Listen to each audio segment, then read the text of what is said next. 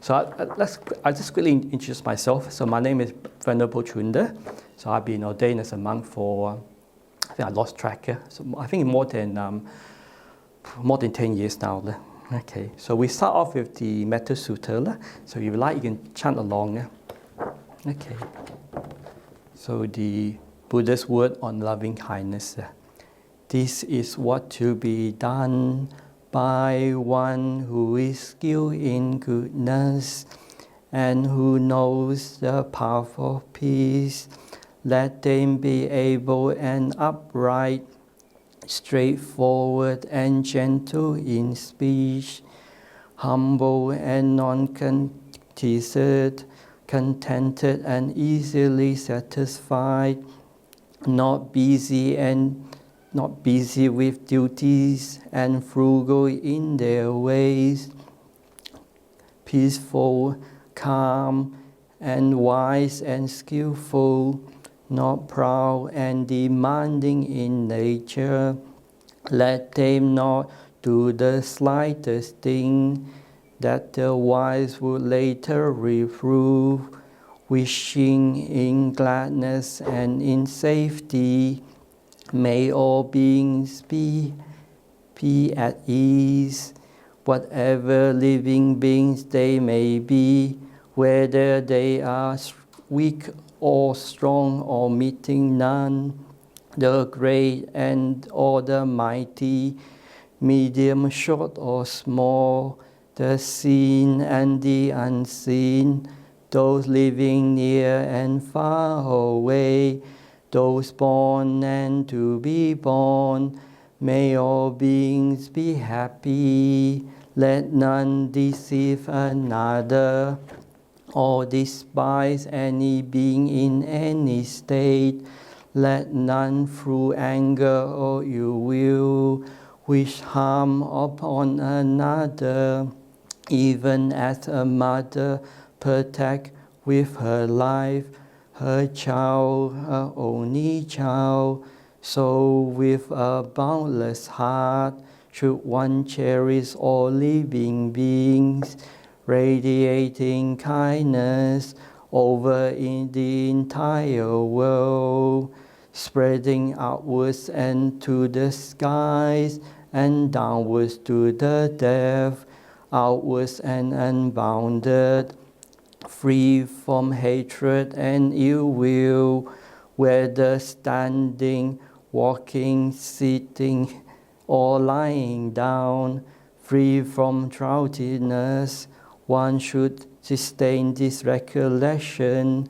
This is to be the beginning, supply abiding, by not holding to false views, the pure-hearted one, having clarity of vision, being free from all sense desire, is not born again into this world. Sadhu, sadhu, sadhu. Okay. Okay, so I guess I'll be just speaking onwards until I finish here. Then I'll ask for any question and answer. Okay. So I think with the before the guided meditation, so let me quickly introduce myself. So for anyone new, I am Pandit Cunda. I was recently born in Malaysia, and I migrated from Malaysia to Australia when I was about 12 years old. So I basically grew up in Australia. Then later on started working up in the mines. So when I was working at the mines, I basically experienced a bit of depression, loneliness, and also a lot of unwholesome mental state arise. So I got very keen in meditation because I heard that it actually helped with depression, anxiety, and also allow the heart and mind to settle. So when I started learning meditation up in the mines, I got a lot of benefit from my practice up in the mines, to the point where my headache went away. I can sleep better. I have nice dreams. And the side effect was my health improved so much that my hands stopped trembling. And one thing I noticed later on, that my sickness become less and less, to the point maybe I just get maybe sick once or twice a year. So I saw that improvement, and I saw the meditation and having a positive mind determine how I feel within my heart and mind. So I got drawn into meditation quite naturally, and I really enjoy meditation. So a lot of my work colleagues itself, they will go after work, they will go drinking or messing around or fooling around. As for myself, I start to withdraw from hanging around with my work colleagues and my friends, and basically gave up smoking and drinking, especially drinking. So I started to cut down more and more until I stopped completely. And basically later on, became a Buddhist and started to come to Bodhinyana Monastery quite often to learn more about meditation and Buddhist practice. So it was quite interesting journey. Yep. So if some people ask me why I'm a Buddhist monk now, and because I just want to deepen my practice further and try to understand the deeper insight in the Buddhist practice, especially deeper meditation and the wisdom part. Because wisdom is very important, because it's good to keep the precept, it's good to develop meditation, but to increase our sila, to increase our meditation, we must develop wisdom. Wisdom is the final part, because without wisdom, we will not learn and we will not understand. Because when we develop our meditation and our sila, then what wisdom allows the mind to see is to see things very clearly, to see the cause and effect, to see what by action, speech and mind will cause suffering to ourselves and other people. So when I was a practice Buddhist, I'm in the mindset. I find being a Buddhist, being nice to people wasn't a weakness. It was a strength, a very inner strength, because I find that I can perform well at work, and I got promoted. And also people start to trust me more, because they realize I was quite a genuine person. I would not tell lies, I would not make stories up, and I would treat people with respect and kindness. And up in this society, that means a lot to people, respect and kindness. Okay. Yes, okay, so so that's a quick background on my early Buddhist practice. And I did ask my parents if I got ordained as a monastic very early on. My parents told me no, and I said, when? They said 10 years. I said, okay, no worries, I'll wait for 10 years. So I waited for 10 years, and I asked my parents again if I got ordained as a Buddhist monk. And my parents said, no, you got ordained. And I say, another 10 years, and they go, yes, another 10 years. And I go, okay, so I'll wait for another 10 years and ask again. And my parents, they made the mistake of telling me, Kim, even after 10 years, if you ask again, the answer is no. I go, oh, okay, lucky my parents told me that. So I decided, okay, I'll go against my parents' wishes and let's go out to the monastery and ask permission to ordain with Ajahn Brahm. So lucky I did that. But now I'm a Buddhist monk and I'm practicing. If I didn't do that, then I may be still in lay life or even settle down with a family. But even I was waiting for 10 years, I basically kept myself busy at work and devoted my time in meditation and Buddhist practice. Okay. You see, when I talk about anything topic, you see I talk about what's happening in the world and how the practice can relate with the world, what's happening in this society these days.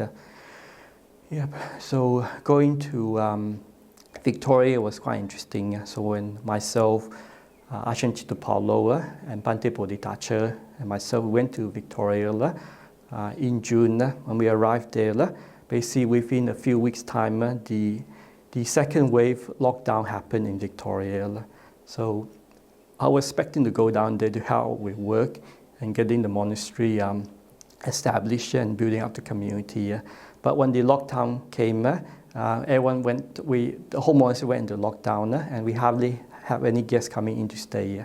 So it was basically a bubble within the monastery. And that was very good because having a bubble within the monastery, that means that it was more of a 3-month rains retreat Wasa. So the monks and nuns and also our lay guests would stay in the monastery and devote their time into Buddhist practice, meditation, study, and also to keep the work to a bare minimum. Because when we outside the Wasa, like coming back to Bodhayana now, I noticed there's a lot of busyness happening.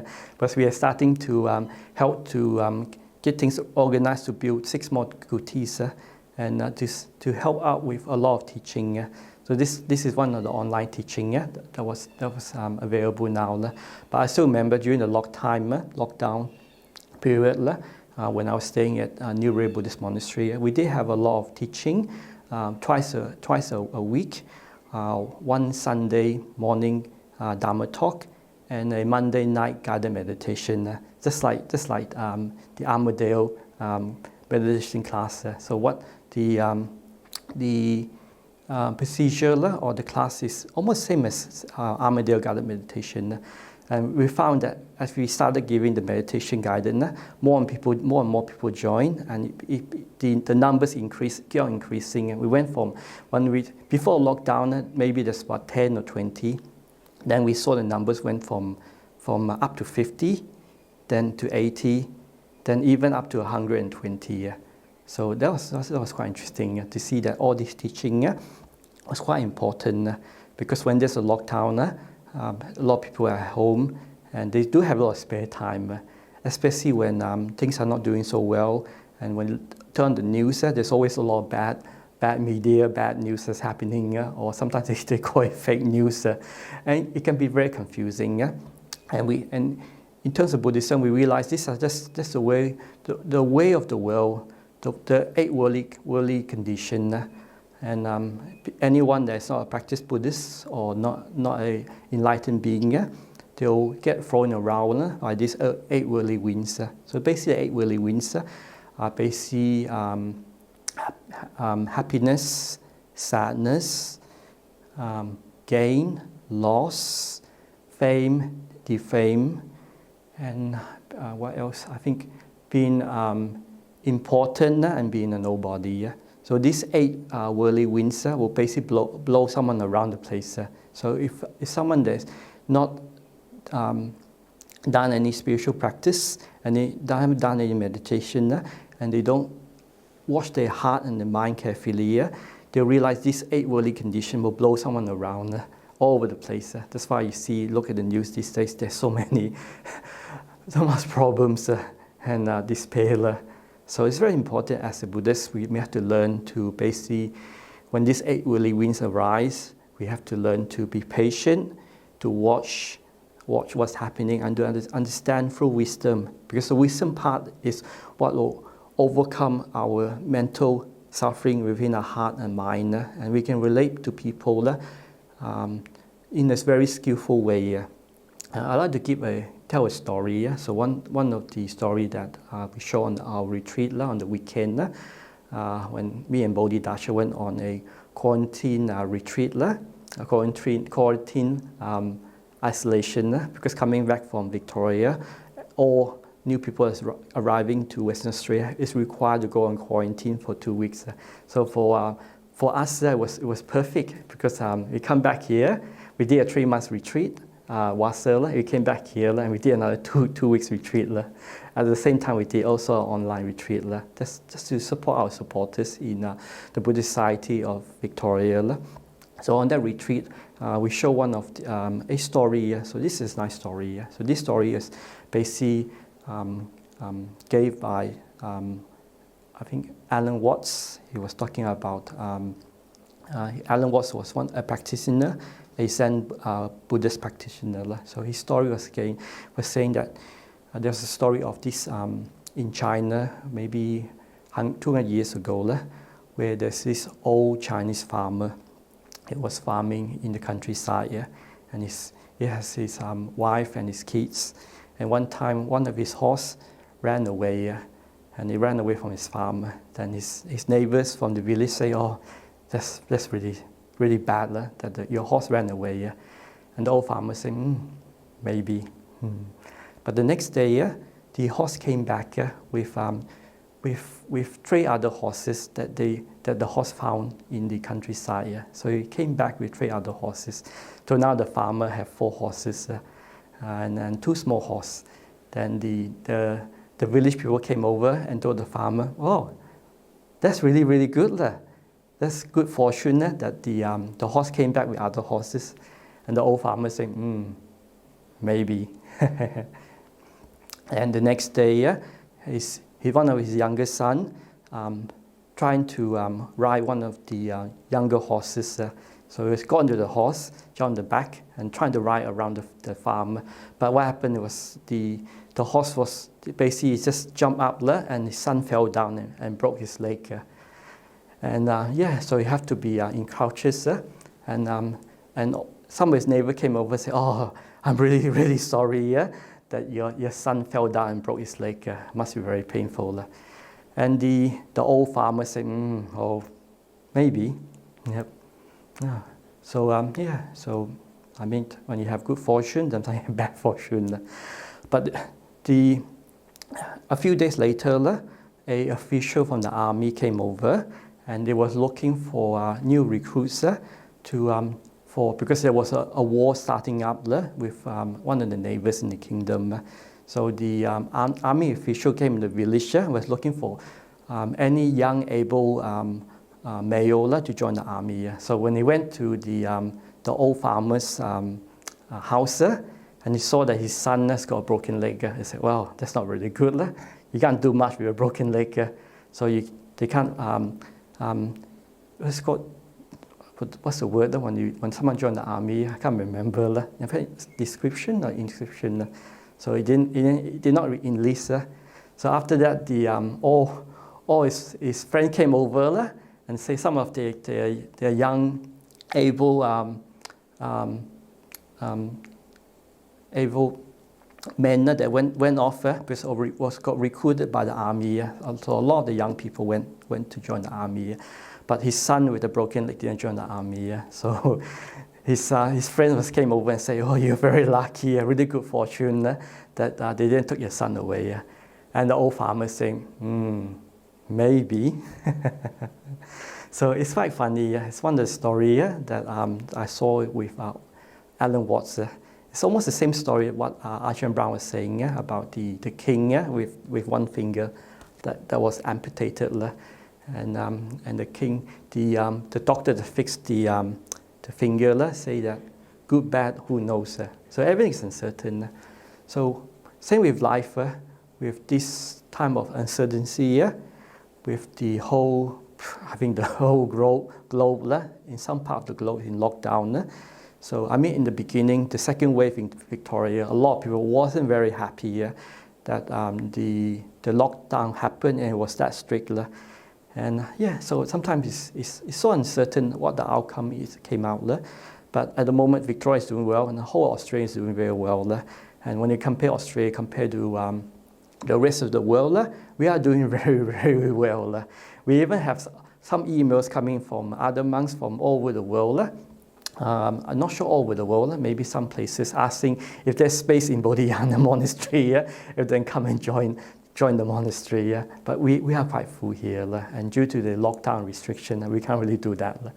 And we are building new kutis here, but those kutis are mainly priorities for any of our local people that are willing to become an anagaricus and do the whole training. So those are the priorities. The new kutis in the space here are mainly for the priority. But I think after restriction is all lifted, then we can basically allow any visiting monks to come here and stay here if there's space. So with life, sometimes with the uncertainty, with the 8 worldly winds, we have to be patient, wait, understand, and develop wisdom. So one way of developing wisdom is to have a positive mind, to have an open mind, and to basically allow the mind not to go all over the place to past, to future, and to worry too much.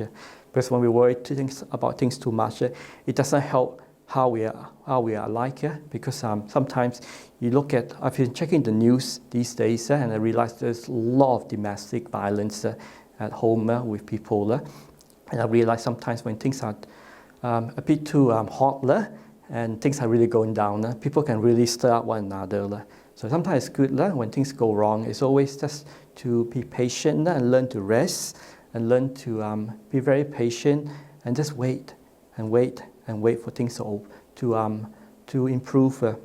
But when I stay in the monastery, I noticed when we arrived there, it was almost like winter. So winter was starting, and I noticed when I look out the window, there's storms, there's rains, and sometimes it snows so much. And I look at the poor kangaroos, the wombats, and the birds, and they're just happily just being there enjoying the cold weather, and they're not rioting or complaining in the monastery. So when I look at the nature, I look at the birds, the kangaroos, the wombats, and sometimes even the koala. We did find an old koala in the monastery, and I think it was probably too old and died of old age. Because sometimes when it snows a lot, sometimes we'll find some of the old animals that pass away in the snow. So it's a bit sad, this nature. Sometimes the old animals tends to not make it through the winter season, especially when it's snowing a lot. Because every time it snows heavily, the next day sometimes we find a dead kangaroo, and this time we found a dead koala. And that was, I think, might be one of the only koala in the monastery. Because I did heard it, and I did heard from the trainees saying that there was a koala up in the hills, but I never saw it. The only time I saw it was dead in the snow. So it's a bit sad, but hopefully it has a good rebirth. I mean, sometimes we have a lot of people say that, isn't it sad in the world now with the coronavirus getting rampant, and a lot of people have passed away. I mean, it is sad when things like that happen. Sometimes nature will have to take its course, because sometimes things like that happen. We can't really do much. We can only be patient and just learn like what the animal does, learn to just withdraw and hibernate during the long dark winter, reserve the energy, and once the winter's off, then come out from the deep sleep. So same in meditation. So when things are not doing so well, we learn to withdraw back in our heart and our mind and go into calm and stillness and peace, because the outside condition, there's nothing we can do about it. But what we can do is we can go inwards, and we go inwards, we find that inner peace and happiness. But when we go inside, we can find the silent and the still mind. But when the mind is silent and still, you find that inner peace and happiness and freedom. When you look outside, all you see is confusion and despair. But I was looking through the internet, and they say that during the First World War and the Second World War, after the First and Second World War, they find that the cases of birth for young boys is increased a lot.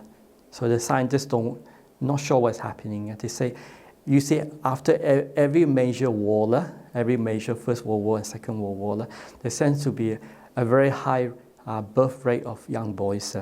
So the scientists reckon that maybe it's the biology of people saying that, okay, there's less men around, so it's good to have more boys.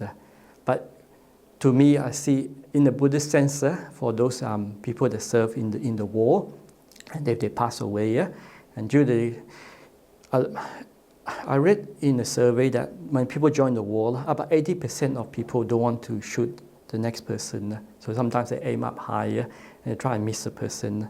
So it's in the way of avoiding making any bad karma. But by human nature, human beings, we don't want to hurt or kill another beings. So that's one of the studies we find that on the internet, that most people, about 80% people that join the army, they don't really want to kill another human beings. So if those people do develop those virtues, not harming a human being, even in wartime, then I guess the good outcome is they will have a good rebirth and come back to do a human birth. So yeah, so even those people that have got sick and have passed away during the pandemic, as a Buddhist monastic, we really truly believe that they will come back again. especially when someone passes away, yeah? Because with the law of karma and our attachment, you see when someone are reborn again, they usually always come back to the same family. Yeah? Yeah, it's quite interesting, yeah? Because both my grandparents just passed away a few years ago, and within 1 year, my youngest sister gave birth to a young boy, yeah? And sometimes I'm wondering, it could be my grandfather. Okay, so I better stop babbling too much because I don't want to really bore people. I think most people come and join this meditation class for meditation. Okay, so please sit comfortably. Yeah? I mean, at first I'm not used to having this bright light, yeah? Because during because in the Armadale class, you see when I start meditation, I ask the person to turn off the light, yeah? But because during the live recording, we can't turn the light, yeah? So I have one bright light here, blinding my face, and another bright light here, and one right on top. So it will be quite unusual for me to do a guided meditation with bright light on. Okay, but I try my best. Okay, so please sit comfortably. Okay, you can lean on the chair. You can sit cross-legged. You can sit on the sofa. Yeah, you can sit with a full lotus. But to sit full lotus, it's never easy. So if you're a beginner, maybe a couch might be better.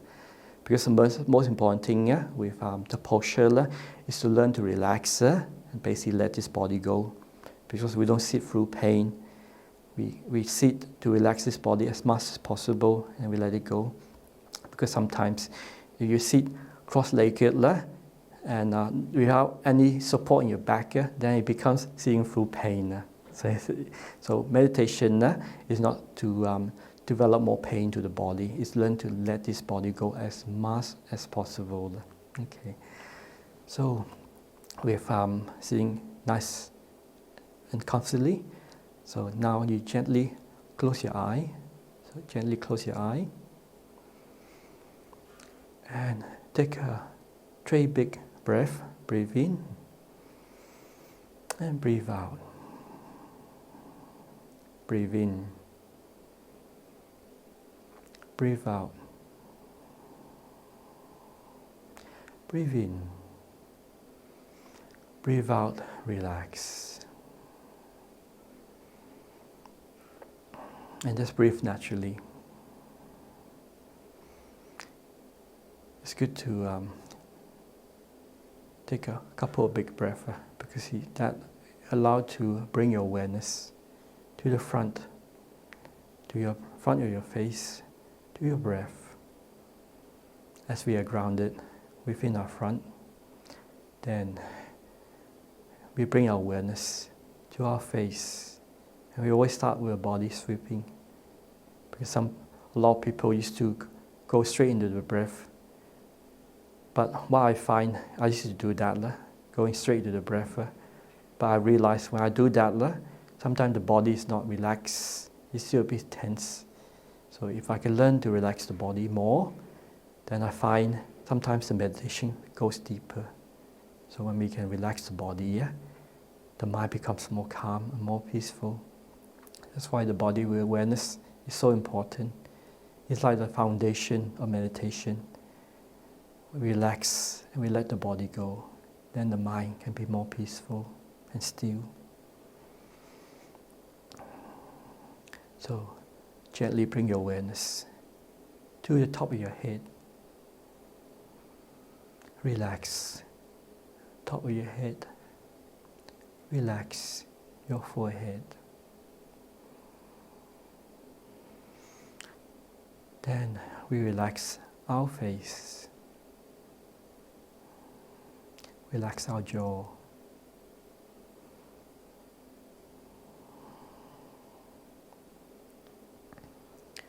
Then we move down gently to our neck. Our neck nice and straight. And relax our neck. Next, we bring awareness to our upper body. Make sure it's not too firmly up, but nice and relaxed. So we allow our upper body to relax and to rest. So with our upper body relaxed and rested, we bring our awareness to our arms, our right and left arms. Make sure it's nice and loose, comfortable. Then relax our right and left arms.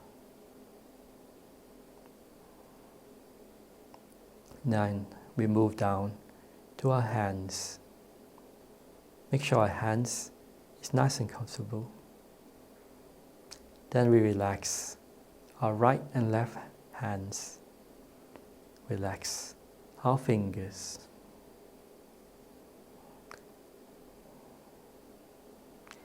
If you need to, please move it around. Make sure it's as comfortable as possible. Then relax our hands and fingers.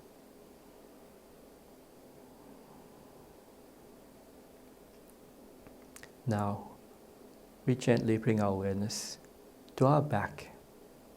Our back should be nice and straight and not too rigid. Then relax our back. Relax. Make peace with our back, especially if there's any pain.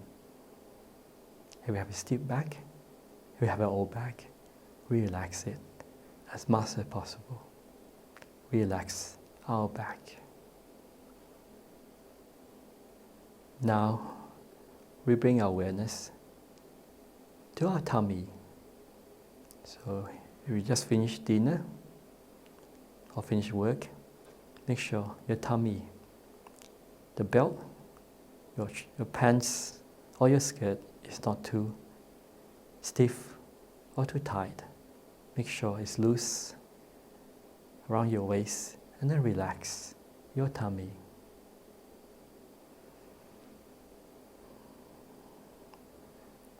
Now we bring our awareness down to our lower back.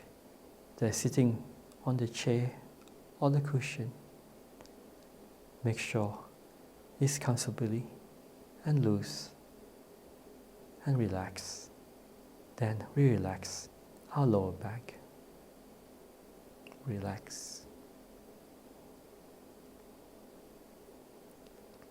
Now, we gently bring our awareness to our leg, to both our right and left leg. Please move it around. Make it as comfortable as possible. Sometimes you can even move your leg right up, right and straight, instead of too stiff or cross. But some people like to put their leg nice and straight. But if you find you're comfortable sitting cross-legged, please do that. Make sure it's not stiff, nice and loose, and relax. Then we relax both our legs. Relax as much as possible. Now, we gently bring our awareness down to our foot. Make sure it's nice and rested. And we relax both our foot. Relax our sole. Relax our toe. And if you need to, just move it around. Loosen it. Make it as loose and relaxed as possible. And relax our toe. The benefit of relaxing the whole body is once you relax any part, all part of your body, then you find sometimes your hand or your finger will have this tingling feeling, sometimes warm. Sometimes you feel like there's a bit of pressure flowing. That's fine, but when you really relax, then the blood circulation will flow. But we call this qi or qi kung. It's just the flow, a good circulation of the blood. So when the blood is flowing around all through our body, it allows the body to heal better and to repair any part of our body that's injured, damaged, or tired. So allow the body to heal and to regenerate just by relaxing as much as possible and allowing the body to disappear into peace and stillness, comfort. Okay, now we gently bring our awareness up to our face. Make sure our face is relaxed, not too tense. And we relax our body, then we can relax our face. And we just breathe naturally, breathe gently, breathe in peace, breathe out calm, breathe in peace, breathe out letting go,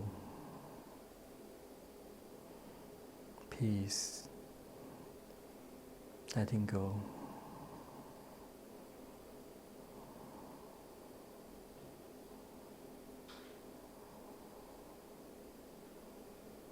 Just breathe naturally. We use our breath to calm our mind, relax the body, allow everything to be peaceful, to still the mind, to allow everything to settle, settle the heart, settle the mind, settle the body. What I mean the heart is the feeling part. Any feeling of anxiety, worry, concern, we let go of that and we calm our heart.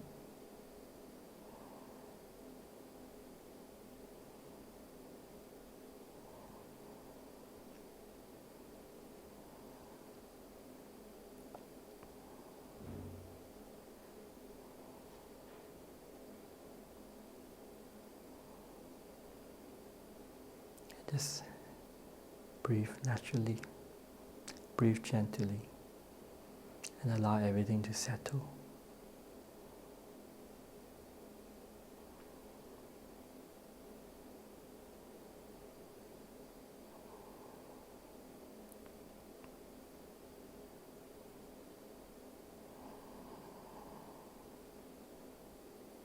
Allow the mind to stay within this breath, within the mind, within the body, to let go all concern with the world. The world will never end. The problem is endless. But we can allow our mind and our heart to distance, to let go of the world. It's none of our business. It's not our concern. When we look inwards, it's where we find peace, happiness, and freedom.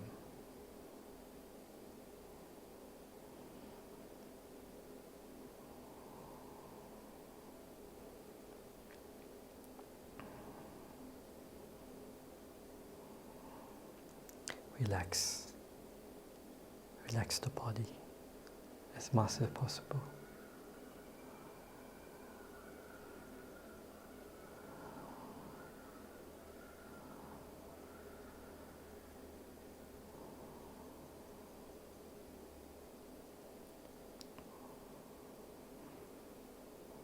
Breathe naturally.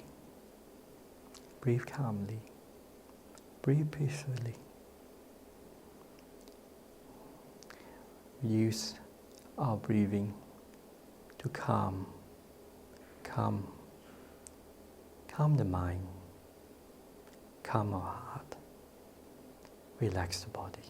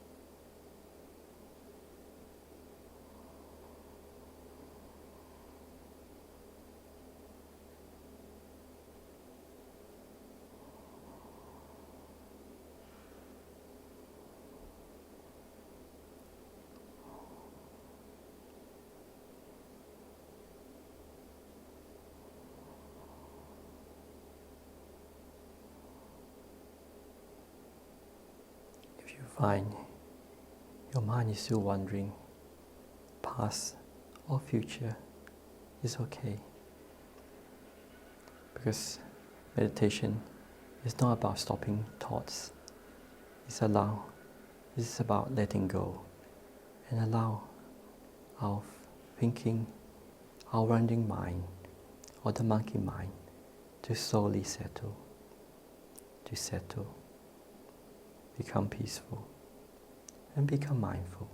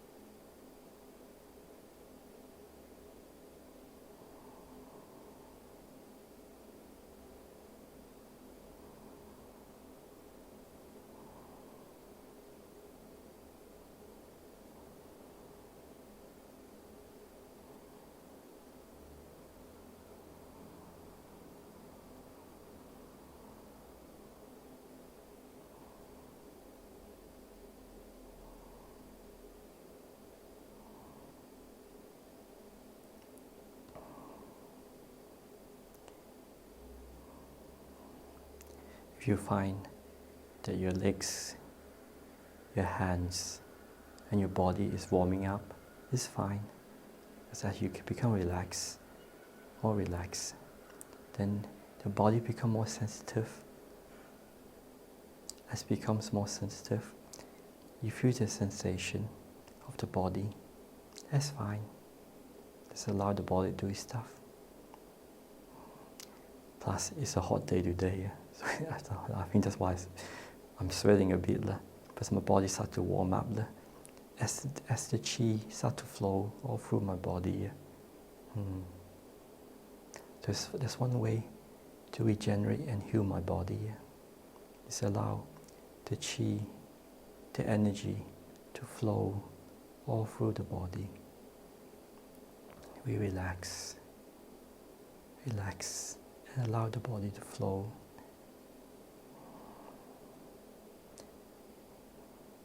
Allow the energy, allow the peace, the calm, the still, the tranquil body, energy to flow all over the body, and relax the body.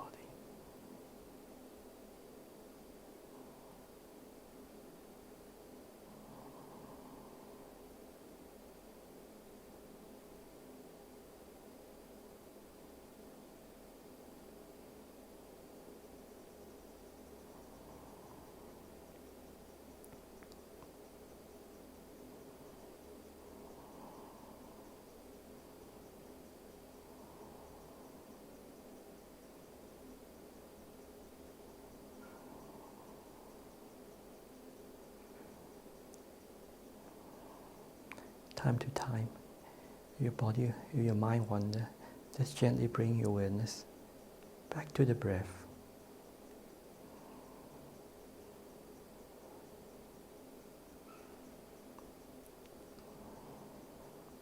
Just be aware of the breathing in and breathing out, gently, smoothly, calmly, peacefully.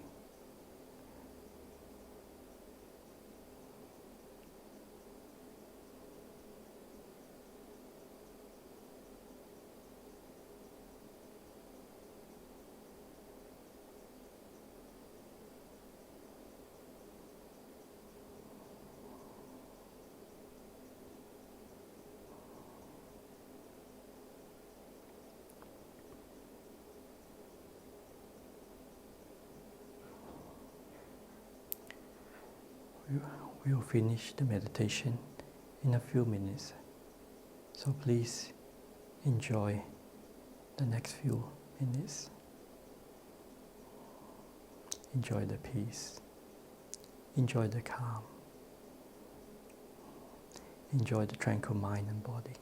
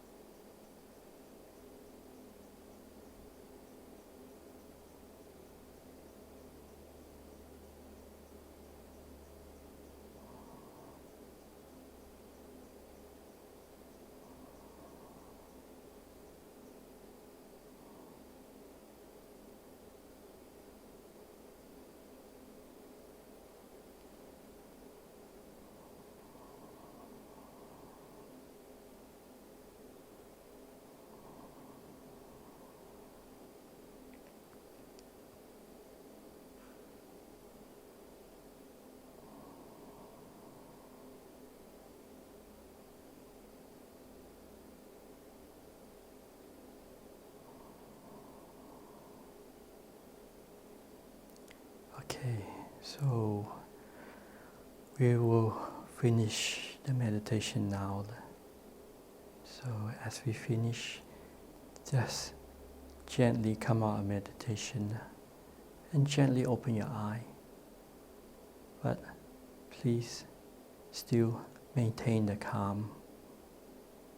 calmness from the meditation.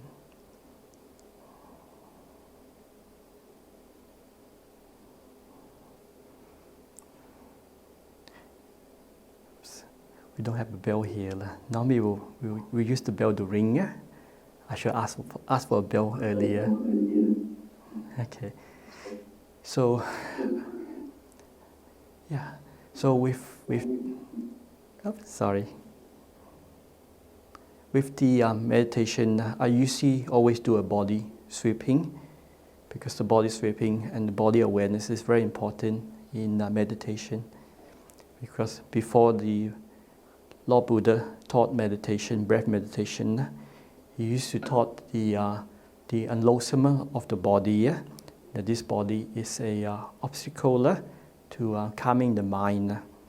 So he used to taught the unlosement of the body and to learn to drop it. But when the Buddha went on retreat and came out and asked Ananda, how come the Sangha is gone by half the size, and Ananda would tell Lord Buddha that some of the monks have taken their life because they got so disgusted on the body. And the Lord Buddha would say, no, this is not the right way to practice. You don't destroy the body to let it go. The body reflection is to learn to let it go. So after that, he taught the breath meditation, where you bring your awareness to the breathing and to calm the mind down. Yep. So that's why I find that breath meditation is quite important, but the body reflection is even more important, because if you can drop the body, then calm the mind, then the meditation will go even deeper.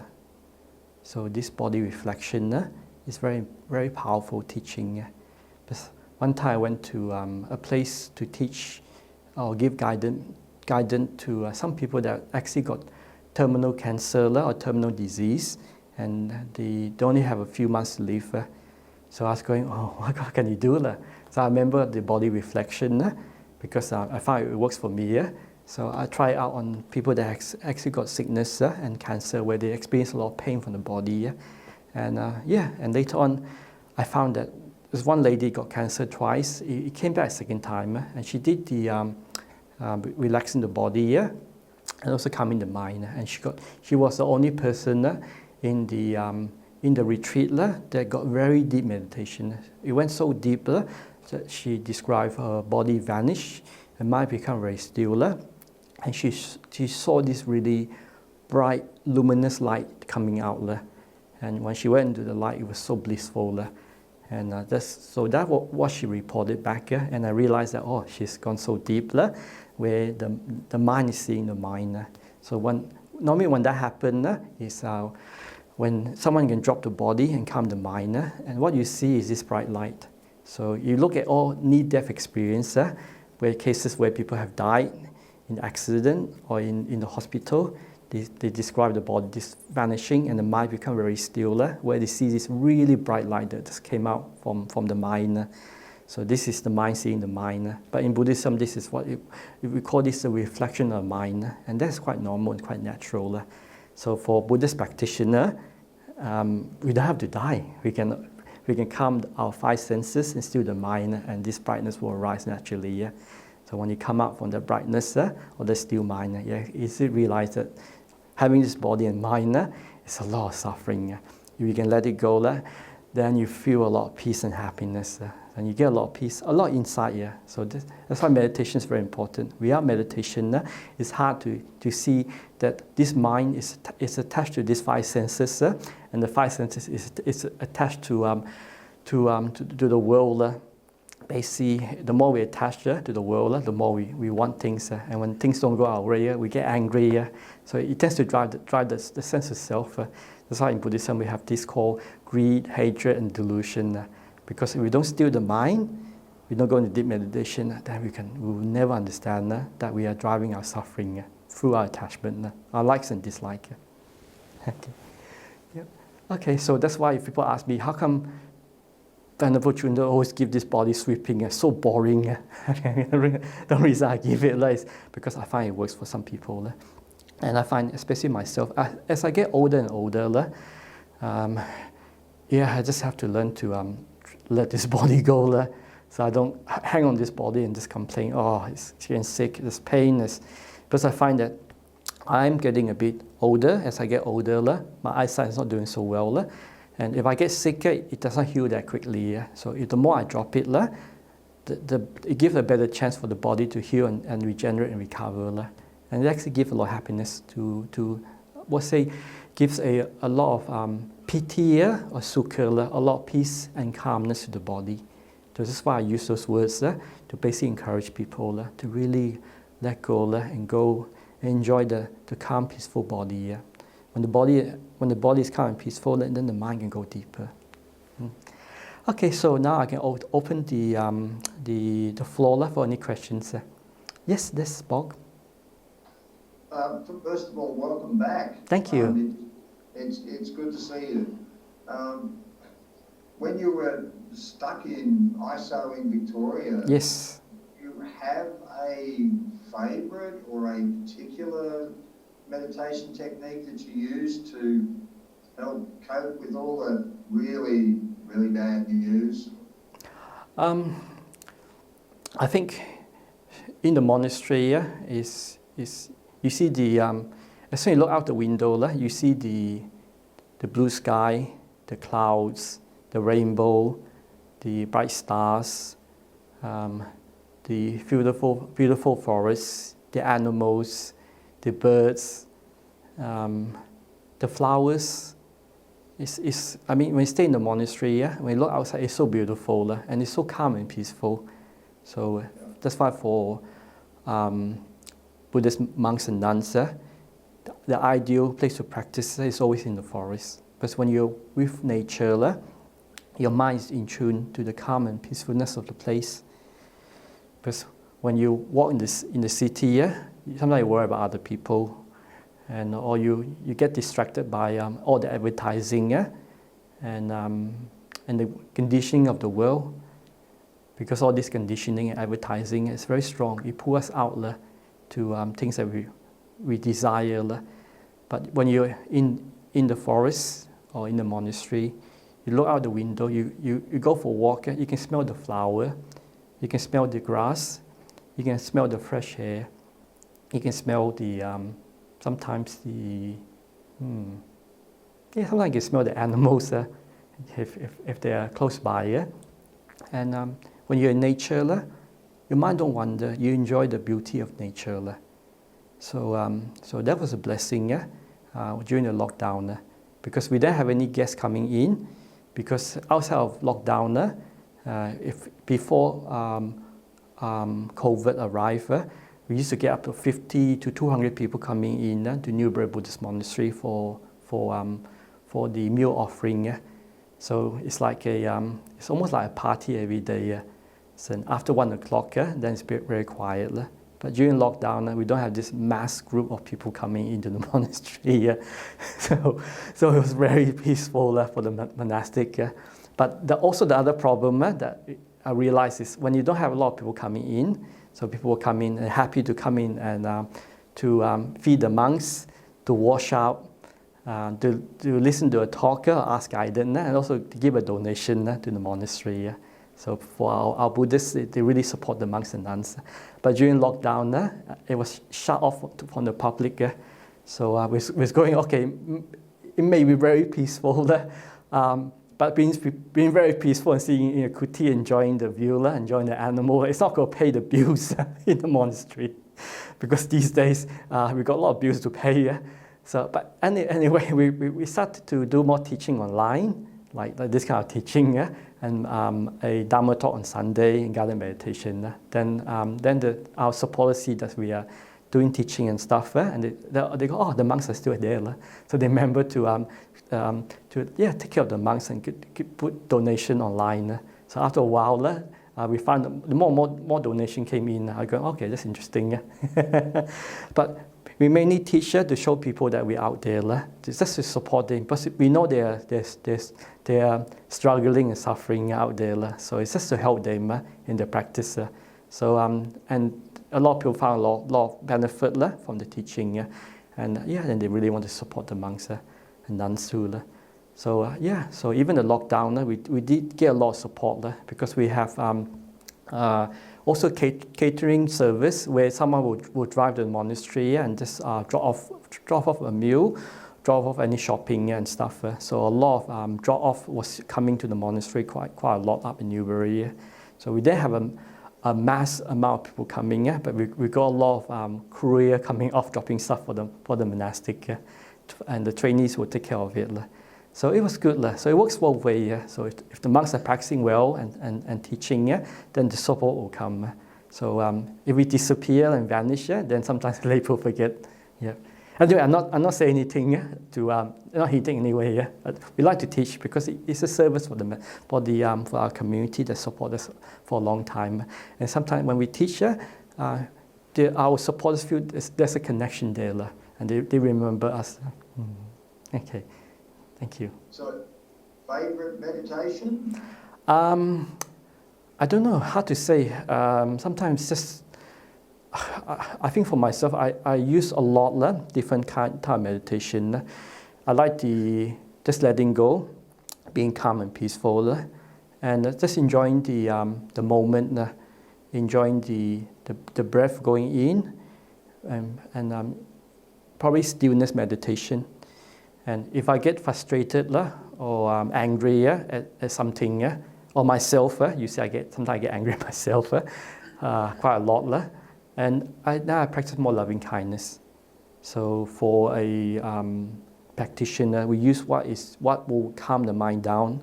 So loving kindness is one way. And we find that we have a lot of energy and quite restless, then we do walking meditation. But my favorite is usually just sit down quietly and just watch the breath in and out. Yep, and to calm the mind down. But if I get a lot of complaints from people, just complain about everything, then I do more loving kindness. Because the loving kindness is to stop the anger, evil from rising. Yep.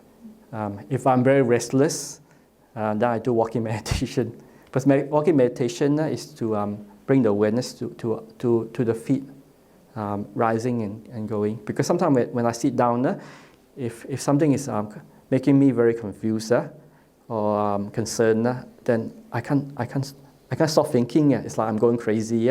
So the walking meditation is very beneficial. Yeah. So even I've been a monk for like 10 or 15 years. Sometimes when you support a new place or support a new monastery, they're starting from scratch. It's like you get suffering from the community, suffering from the committee, suffering from lay people that's complaining all the time about things or problem in the life. And if we carry all this in our heart, it can really drag us down. So we need to use all this kind of method just to stop the thinking mind. Because when you stop the thinking mind, realize we don't carry stuff in our heart too long. Okay. So, but my favorite one is just watching the breath. Thank you, Venarable. Thank you. There is one question, Venerable, from someone in the group. Yes. And that is, are your parents now happy with you being a monk? Yes, they're very quite happy because they thought when I first joined the monastery, I'll be so restless and I'll go crazy in the monastery. But actually, they saw me become more calm, more peaceful, and more happy.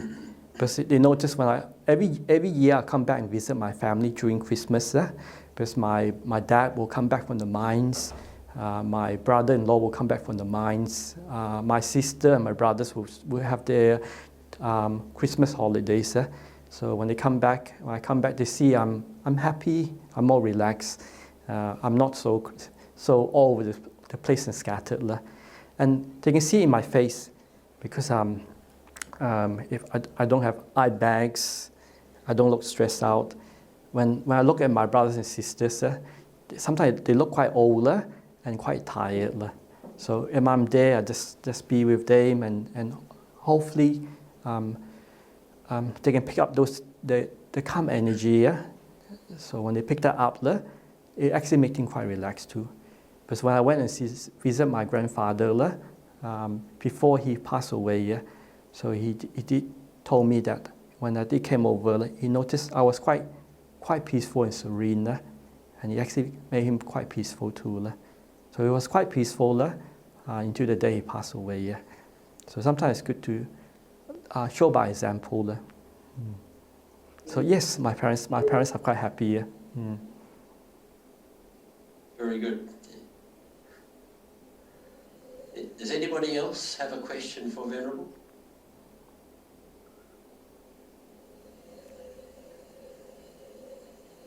No, it looks like everyone's happy, Venerable. Oh, okay, that's good. So thank you for your talk and thank you. And a beautiful stillness and thank you for your. It was a wonderful meditation, actually. Oh, my pleasure. Yeah. Yes. Okay, it's quite warm in Perth now, because up in Bodhayana today is maybe up to about 37 degrees. So sometimes when you sit meditation, you can feel your body warm up quite rapidly. Yep. So in a way, it's good. It's good that when that happens. Yes, because when the body warm up quite rapidly, it shows that the circulation is doing well. We don't have cold feet and stuff. Okay. So, So. Customer to turn the air conditioning on.